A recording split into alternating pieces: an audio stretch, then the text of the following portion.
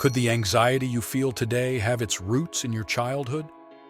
Has your childhood left marks that you carry to this day? It could be something seemingly simple, like the day you got lost from your parents in the supermarket, feeling that terror of never finding them again.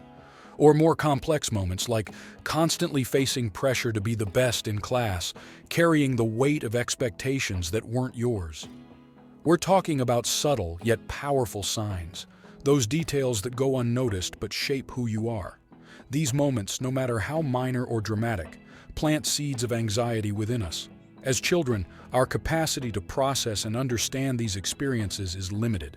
Thus, we carry certain marks from childhood into adult life, such as a predisposition to worry more than necessary, or a fear of failing and not meeting expectations.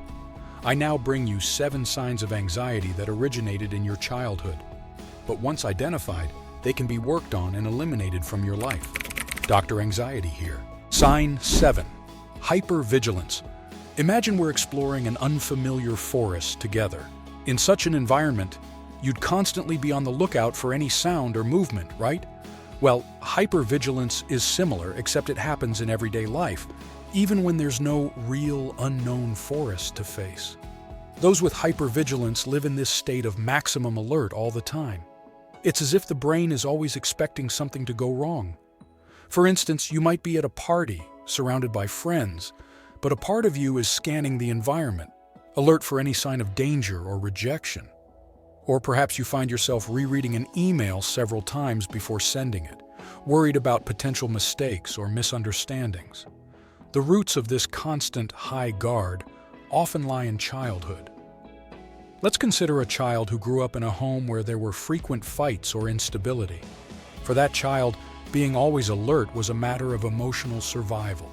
They needed to be always prepared to avoid conflicts or to protect themselves. This hypervigilance then becomes a habit that persists into adulthood. To overcome this hypervigilance, therapy is advised, where you'll learn to recognize and question your automatic alert thoughts, as well as practicing relaxation techniques and mindfulness to help calm the nervous system. Over time, you'll feel more secure in yourself and enjoy moments without overly worrying about what could go wrong. Signal 5 is the outcome of all the signals seen and is much more common than you might think. As for Signal 4, I'm 90% sure you have it and fight against it daily, even without knowing. Sign 6. Fear of abandonment. This is one of those feelings that roots deeply in our hearts and can be quite challenging to face. You know when you're so afraid of losing someone you love that you end up doing everything to keep that person close, even if it means sacrificing your own desires or needs. That's what we're talking about.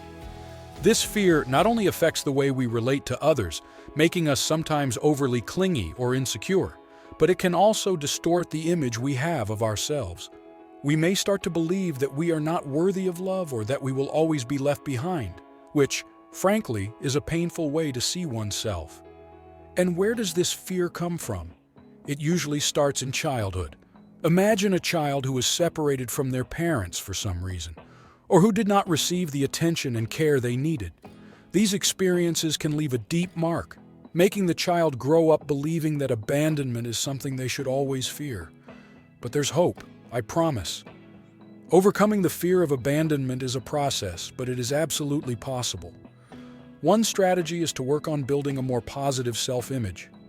This can involve practices of self-affirmation, where you remind yourself of your qualities and achievements, reinforcing the belief that you are indeed worthy of love and belonging.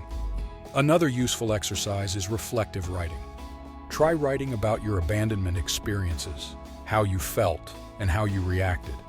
Then reflect on these situations from an adult perspective.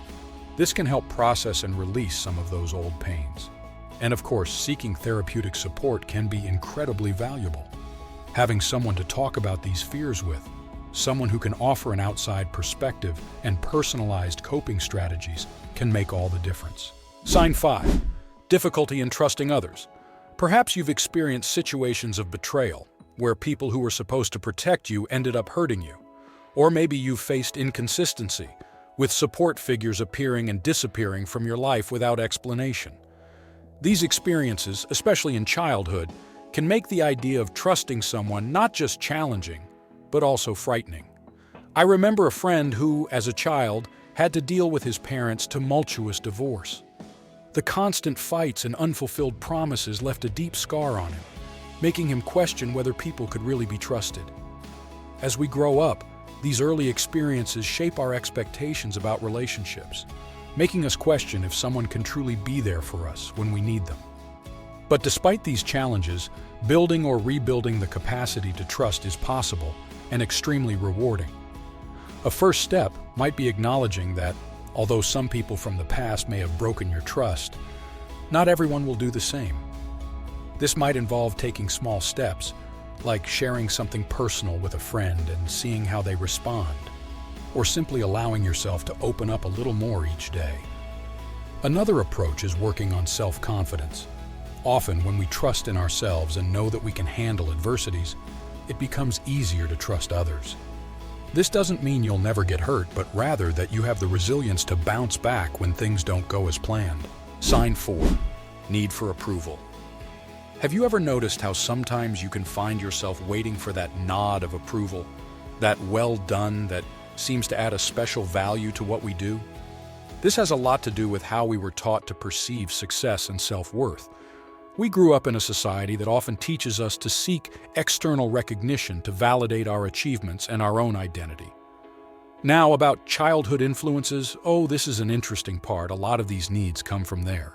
Think of a child who only receives attention when getting high grades, or one who is constantly compared to siblings or friends. These situations leave marks, The child learns that their value is tied to achievements and approval, and this, in turn, can transform into an adult who, unconsciously, continues to seek the same type of validation to feel complete, accepted. For example, I remember a friend who was always anxious for positive feedback at work. He had this almost constant need to hear he was doing a good job. Reflecting on this, he realized that in his childhood, his parents were very strict about grades at school. They valued academic performance highly, and did not spare criticism when expectations were not met. Makes sense, right? So this need for approval, in the end, can be a way of seeking that affection and recognition that perhaps we didn't feel enough back then, in those formative years. And recognizing this is already a big step towards starting to change, to seek validation within ourselves instead of always looking for it in others. It's a process, of course, but incredibly liberating. The next signal has always deceived us throughout our lives, but we can combat it now after understanding how it acts. Meanwhile, signals 2 and 1 are the most stealthy. They're there permanently, but it's as if they don't exist because we hardly ever talk about them as signs of the presence of anxiety. Sign 3.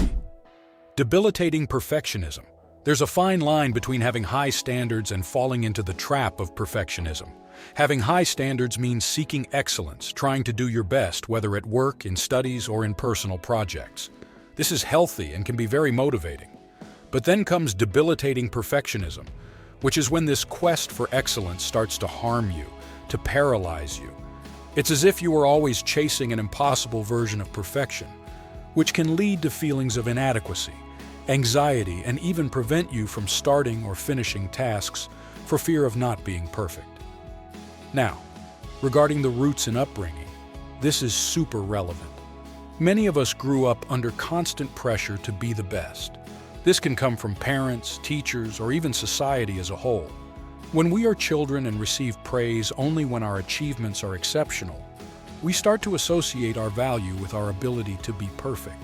This can turn into a vicious cycle of always trying to meet those high, often unrealistic expectations we carry into adulthood.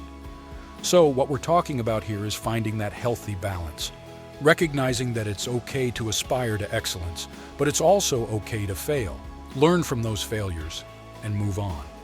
Overcoming debilitating perfectionism can be challenging, but understanding its roots and recognizing its effects can be the first step to overcoming it. It's a process, but it's definitely possible with the right mindset. Sign 2. Conflict avoidance. So, why do we avoid conflicts? Well, largely the answer revolves around anxiety. Conflicts can be intimidating, making us feel vulnerable or threatened. Often we choose to avoid conflicts simply because we don't want to deal with the uncomfortable emotions they bring. It's about the fear of rejection, judgment, or even the change that confrontation can lead to. I myself have caught myself avoiding discussions I knew were necessary, just to not have to face the possibility of discomfort or alteration in the harmony of the relationship. And regarding its origin in the family environment, this is quite significant. If you grew up in an environment where conflicts were frequent and poorly managed, or perhaps even avoided at all costs, it's likely you learned that conflicts are dangerous or fundamentally bad. In volatile families, for example, children might learn to associate conflicts with insecurity or fear. On the other hand, in environments where conflicts are systematically avoided, one might learn that any disagreement is a threat to family peace. These experiences shape the way we see and manage conflicts in adult life. Now, about facing conflicts in a healthy way, there are some techniques that can be really useful. First, it's important to learn to communicate your feelings and needs in a clear and respectful manner. This might mean using "I feel" statements to express how something affects you, without putting the other person on the defensive. Another technique is active listening, trying to really understand the other person's perspective without judgment. And of course, negotiation, looking for a middle ground that satisfies both parties. Sign 1. Feeling of inadequacy and difficulty in expressing needs. The impact on self-esteem when we feel inadequate is huge. This feeling can really seep into every corner of our lives, affecting how we see ourselves, how we interact with others, and even the goals we set for ourselves. When you feel like you're not good enough, it's like carrying a constant weight, one that can distort your perception of yourself and limit your opportunities. For instance, there have been times in my life when I avoided new challenges because I didn't believe I had what it took to be successful. This came from a place of feeling inadequate, as if I just couldn't measure up. And talking about where all this begins, often, the root lies in our childhood experiences. If our emotional needs weren't validated when we were children, we might grow up believing that our feelings and needs aren't important or worthy of attention. This can lead us to difficulties in recognizing and expressing those needs in adulthood. If we grow up hearing that we shouldn't be so sensitive or that our concerns are a nuisance, we might start to internalize the idea that there's something wrong with us for having these needs in the first place. But the good news is that there are strategies to start asserting our needs and feelings in an assertive way. A crucial step is to start recognizing and validating your own needs internally. This might mean taking time to really reflect on what you need and why. Then there's the practice of assertive communication, which involves expressing your thoughts and feelings in a clear and direct way, respecting both yourself and others. For example, instead of saying "you never listen to me," you might say, "I feel heard when you look at me while I'm talking." This expresses a need without putting the other person on the defensive. I remember a time when I had to express a difficult need in a relationship. It was scary, but by preparing what I needed to say in advance, I was able to communicate in a clear and calm manner. The result? A constructive conversation that brought more understanding and closeness.